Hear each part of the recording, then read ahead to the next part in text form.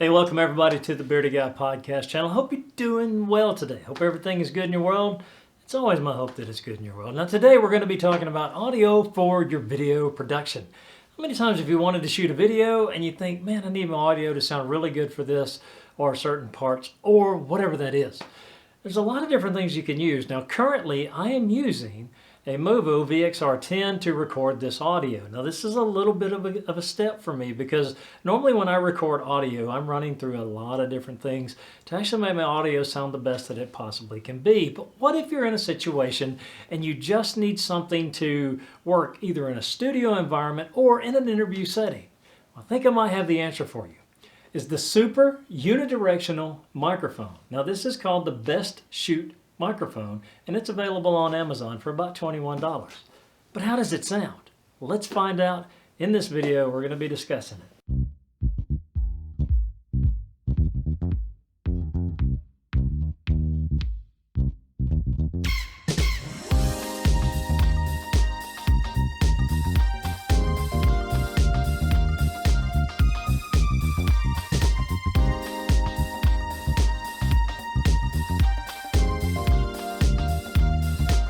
Now, we're going to be talking audio today, and more so audio for video creation.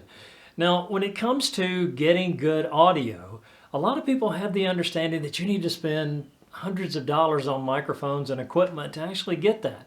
Well, I'm going to say foul. I don't think you have to spend that much money to get decent audio. The product we're going to be talking about today is the Super Unidirectional Condenser Microphone. Now I got this off of Amazon for about 21 bucks. And I think you can pick one up for about that same price. Now I don't think the price has changed much in the past couple of days because one of the things that I wanted to do was get a boom stand and have my microphone away from me whenever I was recording audio. Now the audio you're hearing now is from my Movo VXR10 shotgun microphone, and it's affixed to my small rig for my Canon M50. And there is no vocal processing on this. Now what we're going to do is we're going to switch to the Super Unidirectional Condenser Microphone. That's a mouthful. It's really listed as Best Shoot Condenser Microphone on Amazon. So it saves you a mouthful of words. But with that being said, let's take a look at this mic and let's listen to some of the audio samples from it.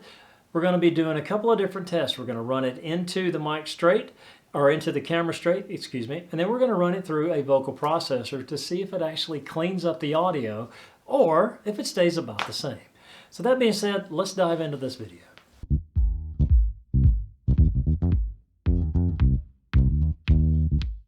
Okay, so now I have the mic hooked up to my boom arm and I actually have it in normal mode. There's normal and there's tele mode on this. Now the normal mode to me is just a standard standard sound profile. The tele mode, from what I'm understanding, is like a 6 decibel boost is basically all that is. Now I do have another mic, a Takstar, that gives a 10 decibel boost, and I think that's what this one is. I'm not real sure because again, the instruction manual that came with it, they shouldn't even have wasted the paper to put it in there. That being said, this is standard mode with this microphone and the boom arm. It's about 12 inches away from my face, just out of camera shot. And again, I'm not in a treated environment. I do have some sound treatment up on my walls, but it's not enough to actually take away all of the reverb and echo that you're going to hear. So with a mic like this, and you're still going to pick up some of those artifacts. There's nothing you can do about that. And with any microphone, really, if your room is not completely treated or your studio, you're going to pick up those artifacts. So that's just going to be a given with any audio that you record in this environment. Okay, now I've switched to tele mode, and you'll probably notice an increase in sound. And what I'm going to have to do, just based on the test that I've done, is actually pull that down just a little bit in DaVinci, because if I don't, it gets to a point where it's clipping.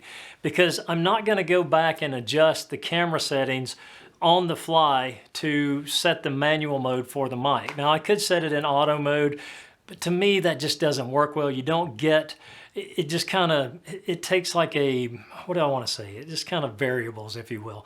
And I really don't want to do that with the microphone. But now that I have this set up and you hear what it sounds like in camera, this is strictly the audio, not processed in camera, I'm going to actually take this and set this up with my DBX286. We're going to change the setting just a little bit, and I'm going to take it over to my computer, and I may even film some of this with my webcam because I think that's going to be the easiest way to do that. at my desk and run this through Audacity just to see, because the audio is going to have to be a little different. So you're going to notice a difference in the way this looks, and then you're going to notice hopefully notice the sound quality is a little different as well.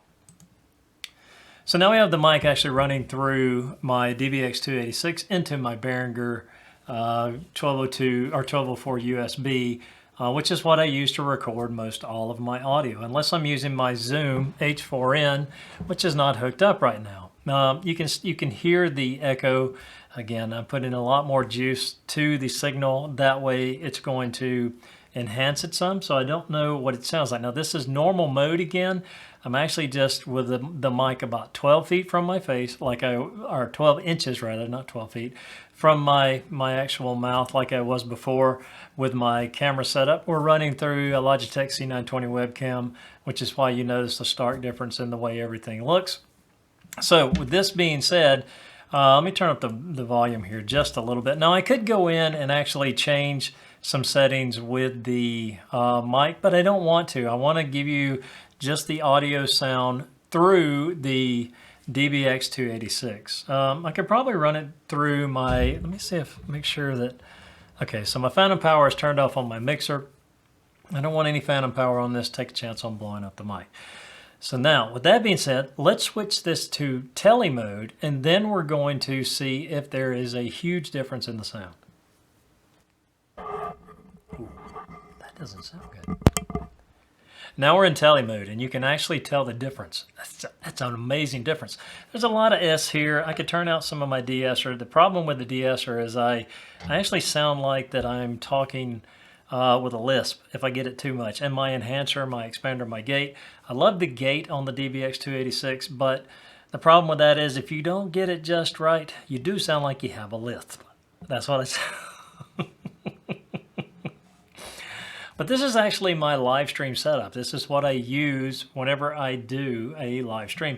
The only difference is I do use my Rode NT1, which it's a large diaphragm microphone.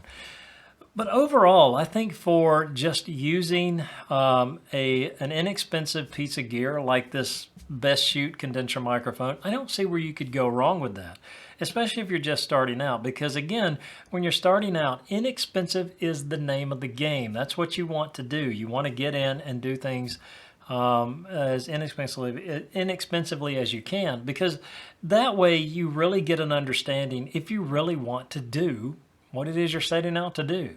So I wonder what a proximity effect on this thing would be. Let's see, let's get up here a little bit closer to the mic and get that golden sound. So overall, my impressions, I do like this microphone, and it's going to come in handy. And whatever audio shortcomings it does have, you can always fix that in post. Of course, the key is just getting the audio. That's the thing.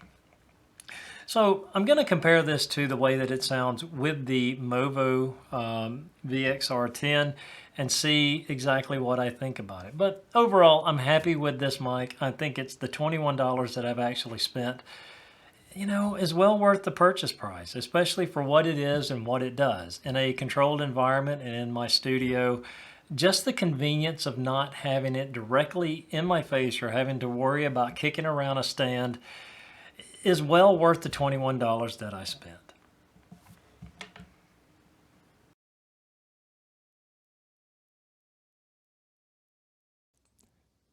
Now, if you really wanted to do a very unfair comparison with this microphone, if you're looking for the best quality audio for your video productions, you can't go wrong with a professional grade mic. Now, I'm running a Rode NT1 back into the same DBX286. The settings have remained the same, so you can tell the audio difference. There's a huge, there's a vast difference between a $300 microphone and a $21 microphone. And again, it's a very, very, very unfair comparison.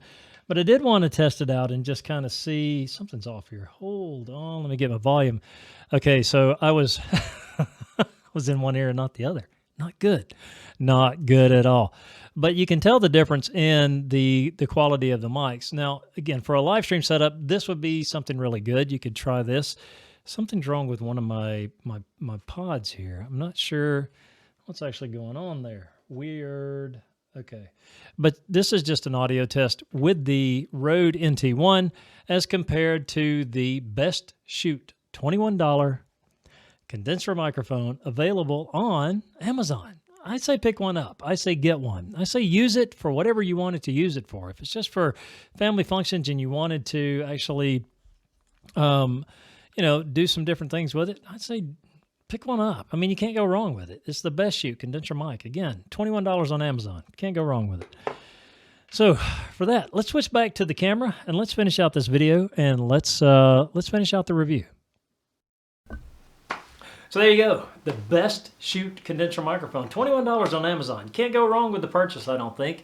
Again, it's not a professional grade mic, but it is a microphone that you could actually use to get some decent audio into your video recordings, especially if you're in a talking head setting like this. So I hope you enjoyed the comparison. And yes, I know before you make the comment below, the Rode NT1 is really not fair to compare to this microphone. However, I just wanted to give a sound sample so you would see the difference, or not see, you actually hear the difference between the two mics. So I hope you've enjoyed this brief little review. Maybe if you found it helpful and useful and you like the content that you see here, please subscribe and hit the notifications bell. That way when I do post new content or I go live on Saturday nights, you get the notification, you can jump in and join us. And if you've not been a part of a live stream, please come join us on Saturdays at 7. You'll love it. It's a great time. It's a good community, and we have a good time. So thank you for the Bearded Guy Podcast channel. Thank you for coming by and watching this brief video. I hope you have a great day, a better day tomorrow, and a wonderful week ahead of you. And until next time.